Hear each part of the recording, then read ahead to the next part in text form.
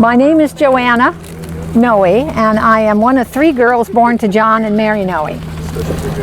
My eldest sister, Diana, graduated from Coopersville High School.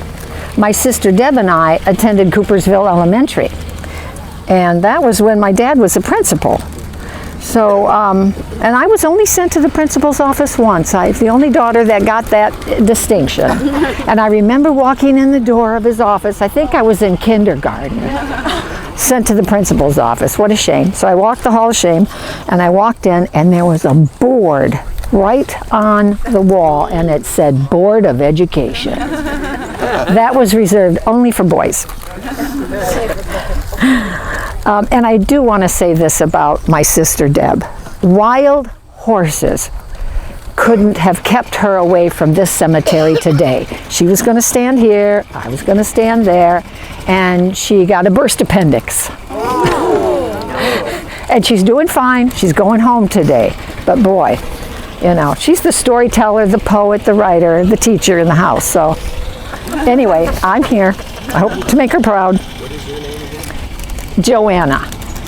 I grew up JoJo, and if someone ever called the office, I was an executive secretary on Hilton Head Island at the time. I lived there for about 26 years.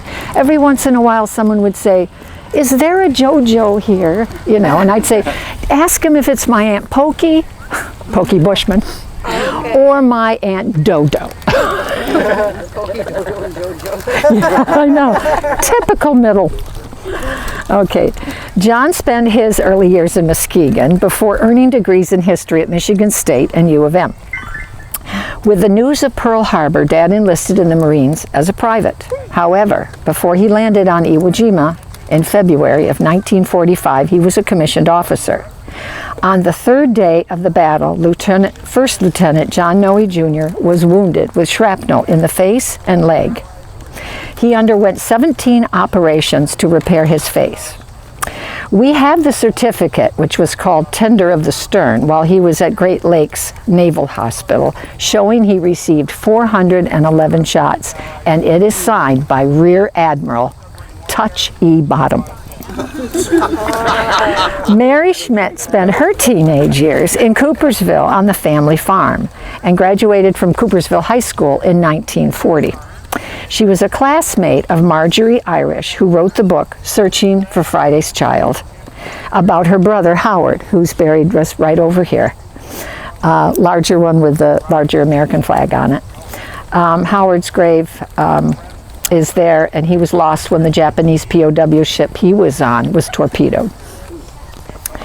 All of Mom's brothers who served in the war, except one, are buried here. Mom was also wounded in World War II. She worked at a factory in Muskegon, turned over to the war effort, when her arm was caught in a machine and had to be amputated. I think she was 1920. Mary Noe was one of the many women throughout the country making sacrifices toward winning the war. And recently, Deb discovered that our mom is an honorary Rosie the Riveter for her service, which makes her daughters rosebuds. She always said I'd end up smelling like a rose, but anyway. If we were boys, we'd be called rivets. If you know someone who should belong to the American Rosie the Riveter Association or is a descendant of one, let me know. I'll give you the information, because they supply a plaque to go on a plaque, and you can put it on the gravestone if you'd like. Ours hasn't come yet.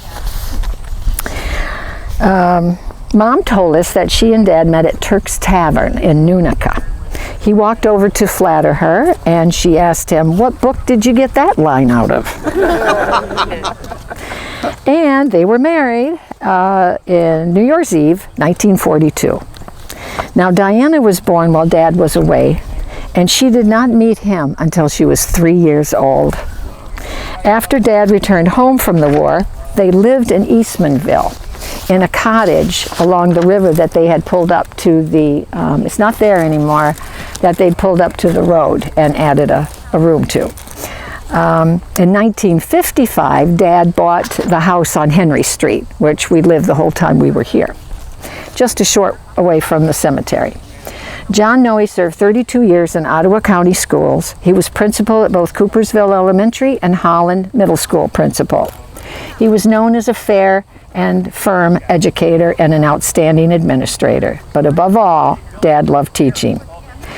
Deb called me today and she said she remembers Dad teaching gun safety in the old armory to young boys, when you could bring your rifle from home on the school bus and then take Dad's gun safety class after school.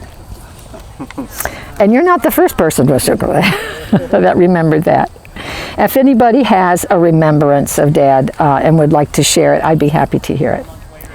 When retired, he was a docent at the Holland Historical Museum and an active member of the Civil War Roundtable.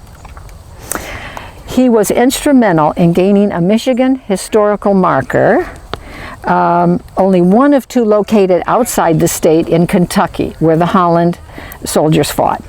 John also personally researched every name for the Veterans Memorial in Holland for Centennial Park. Mary and John shared their love of history. Growing up, our family vacations were spent exploring battlefields, historic homes, and museums in America. I like to joke that Mom and Dad's idea of a theme park was not Disneyland, but Williamsburg. In 1959, Mary Noe, along with Mrs. John Park and Mrs. Howard Irish, was a founding member of the Coopersville chapter of the nonprofit international organization of Questers. They chose the Indian name Owashtonong, which means far-flowing river, for their chapter, which promoted historical preservation, restoration, and education through the study of antiques and collectibles. The first meeting was held at our house on Henry Street.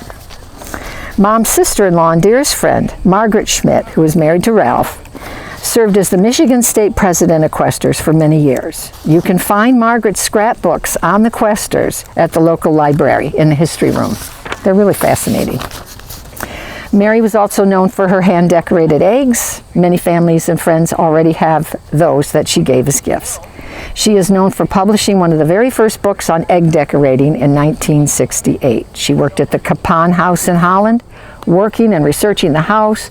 Both our parents were active church members, and Dad taught college Sunday school class. And Mom, I remember this, on Sunday mornings, supplied the fresh cinnamon rolls for his classes. No wonder the attendance was so good. I can still smell them coming out of the oven. And Sunday afternoons were spent sailing on Lake Michigan. Our family had a special love for Coopersville. No matter where we live, our roots are here in this town, and with lifelong friendships that were formed here.